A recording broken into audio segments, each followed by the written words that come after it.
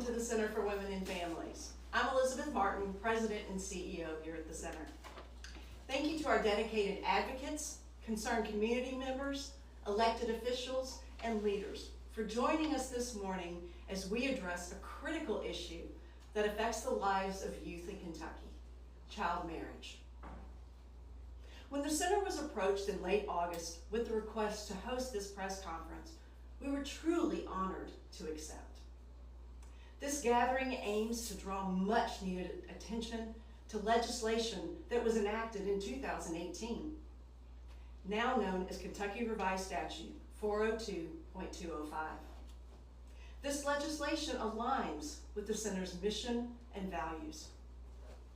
During the 2018 Kentucky legislative session, State Senator Julie Raque and Donna Simmons, who are both with us here today, worked tirelessly to pass this law that protects youth from experiencing coercive control and potentially sexual and intimate partner violence. The Center is committed to contributing to the effort to raise awareness and develop support strategies that ensure stronger oversight and implementation of existing laws designed to protect minors. We are committed to collaboratively restoring innocence and stopping exploitation. We understand all too well here at the Center that sexual and intimate partner violence often occurs in child marriages, leading to years of trauma and many other mental health challenges. September is Suicide Prevention Month, and statistics indicate that youth who are forced into marriage and experience sexual and intimate partner violence may view suicide as their only escape from their very painful circumstances. Today marks the public launch of a coalition committed to raising the critical awareness about child marriage and developing the necessary strategies to not only ensure stronger oversight and accountability of this existing law designed to protect minors, but also to advocate for the amending of the original bill to raise the legal marriage age to 18. So again, I want to thank you all for coming out on this rainy morning and being with us to support and to listen to the amazing work that Donna and Senator Adams are doing. And so now I want to invite Donna to come forward and share more about the coalition, its goals, and next steps. Thank you so much, Elizabeth. Thank you all. Good morning. My name is Donna Simmons, and I'd like to start by thanking you for your participation in our announcement today as we kick off Suicide Prevention Month, acknowledging the heightened risk of suicidality that occurs when women and children have been victimized and exploited. I stand before you today as the founder of the R.I.S.E Kentucky Coalition, Reclaiming Innocence and Stopping Exploitation. My connection to this work is deeply personal, as I am a survivor of child marriage, sexual exploitation, and domestic violence. I can share with you firsthand that when you hear studies have shown that intimate partner violence played a role in 26% of suicide cases where circumstances were known, that's not only believable, but it's also likely underestimated. Additionally, when you consider that girls married as minors are 50% more likely to experience intimate partner violence than those who marry after adulthood, the fact that suicidality is twice as common for child marriage survivors is not shocking. What is shocking is that child marriage still occurs in America, including our state of Kentucky. Now, in 2018, Kentucky took a historic step to protect children from exploitation through child marriage. We said no more child marriage under 17. We said 17-year-olds must have judicial oversight to protect them. We told the nation Kentucky will lead in protecting its most vulnerable. But laws are only as strong as the people who uphold them, and today I'm here to tell you that some officials are not. We now have evidence that in Kentucky, 8 16-year-old girls have been married in violation of state law. We have records showing two 17-year-olds married to adults ages 27 and 29. And these are relationships that under Kentucky statute, those minors could not legally consent to. This is not just a technical violation. This is a betrayal of the promise we have made to our children. And when we asked for the county-by-county data to see where these unlawful marriages were occurring, we were told no. Not because the information is personal, it's not. Not because the information doesn't exist, it does. But because, we were told, the public cannot know. Closing the door to public data does not protect children. It protects those who break the law. Despite the Office of Vital Statistics' refusal to provide this information, we were able to get very limited data from a trusted and reputable source that does identify some of the non-compliant counties. And I have that information to share with you at the end of this conference if you are interested. Because transparency is not the enemy. Transparency is the guardian of justice. And without it, the law is a paper tiger. Impressive on paper, powerless in practice. If there are counties failing to comply, the people of Kentucky deserve to know who they are. Silence and secrecy are the best friends of abuse. And when our systems fail to protect children, we are not just talking about broken rules. We are talking about broken lives. A 16-year-old forced into marriage loses more than their youth. They lose safety. They lose education. They lose the very choices that adulthood was supposed to give them. Every time this law is ignored, a child pays the price, and they pay for it for the rest of their lives. And the lives behind the data matter, every single one of them. My life should have mattered when I was unable to go to a domestic violence shelter when I was 16 years old after being married to a 31-year-old man.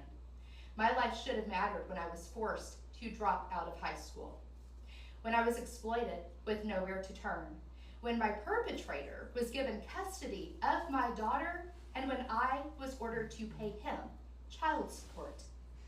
My life and my daughter's life mattered. So what do I do when my education, my body, my income, my child were taken away from me and handed over to the man who groomed, abused, and exploited me? Well, for one thing, I organize a coalition, and I stand up to the systems and officials that allow this to take place and demand better. Better for everyone still struggling in violent situations who feel. Better for everyone still struggling in violent situations who feel hope. Harsh and scary environments. And better for those who have not even been born yet. Because children deserve to grow up knowing safety and not having to spend decades of their lives recovering from their early years, like I have. Now, we are not here to cast blame. Again, we are here to demand better. We cannot address intimate partner violence, heightened suicide rates, prolonged mental health suffering in general, and continue turning a blind eye to common sense legislation that can bring meaningful change to these issues. And in that spirit, I would like now to turn it over to Senator Julie Raque Adams, who has demonstrated tremendous leadership in the fight to heal and protect families and children, as evidenced in part by her being with us today.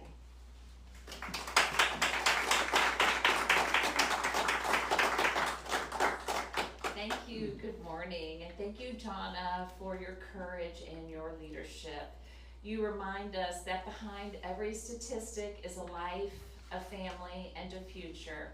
And thank you to the R.I.S.E Kentucky Coalition, the advocates and survivors who are here with us today. Your voices made this conversation possible. So as you know, in 2018, Kentucky took a historic step to reform our marriage laws.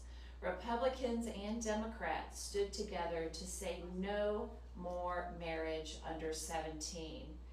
And we required also emancipation so that any young person approved to marry could also have the legal rights of adulthood. That law was about one thing, protecting children, and it worked. Before that law, Kentucky averaged close to 300 child marriages every year. And since that law went into effect, according to the new data from the Office of Vital Statistics, reviewed by the advocates here, that number has dropped to about 20 cases per year. So hundreds of young people are no longer being married off before they are ready. That progress is worth celebrating. But progress does not mean that our work here is finished. Reports show that there still have been instances where these approvals did not align with the new law's intent, as Donna mentioned today. Cases involving these 16-year-olds that did not meet the age gaps where the statute allows, that those reminders that the laws are only as good as the paper that they're written on. So you know what that means? It means that it's time for some new laws to be written in 2026 when we go back into session. So consistency matters in every county and in every courtroom. Transparency matters so families and the public can be confident protections are being honored. And support matters for judges, clerks, law enforcement, and child protection professionals who are charged with upholding these safeguards every day. So I want to acknowledge something that Donna has reminded us of. Laws are essential, but they do not heal trauma on their own. Healing comes through community, through compassion, and through breaking generational cycles of pain. Our responsibility is to make sure that laws provide a firm foundation so survivors have the chance to rebuild their lives without being pushed back into harm. As we mark Suicide Prevention Month, we cannot overlook the evidence that child marriage is linked to higher risks of abuse, depression, and suicide. Protecting children from exploitation is suicide prevention. It gives them safety, dignity, and the chance to grow up without trauma that could follow them for decades. So Kentucky has led on this issue, and we can continue to lead on this issue. So in 2018, with our bipartisan support, is already shown to change lives, and we can continue to change lives. We can continue to strengthen our enforcement where the gaps remain, and I am committed to working with survivors, advocates, our community leaders, and our colleagues on both sides of the aisle to make sure that our promise to our children is real and lasting. Thank you.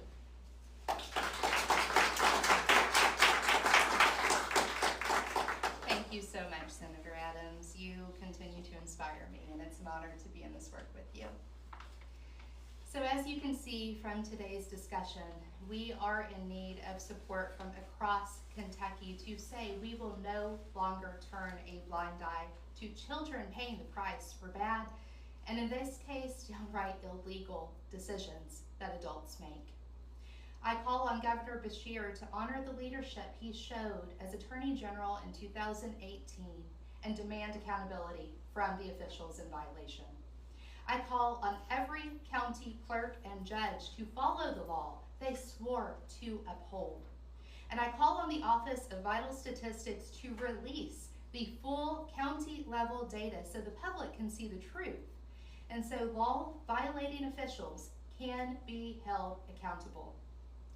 And I call on every Kentuckian to stand with us because protecting children is not optional, it's our duty.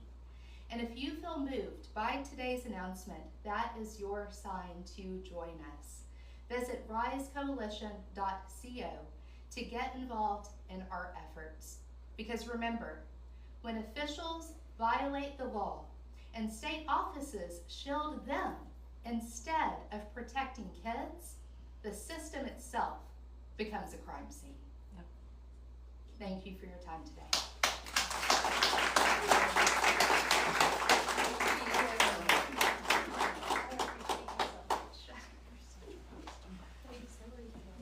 Thank you, Donna and Senator Adams, for your incredible work and the work you continue to do to save kids. She's amazing. She is amazing. You are. Absolutely. So that ends the press conference. Thank you all so much for being here. We do have a reception in the room right up which you came in. There are coffee, tea, water. There is fruit, bagels, and teal and purple donuts. Thank you to Lauren Bosler, our board member. So please stay, enjoy, have conversation. I believe Donna's got some books up there, and happy to autograph. Is that right? Yes. So please stay, enjoy this, and thank you all.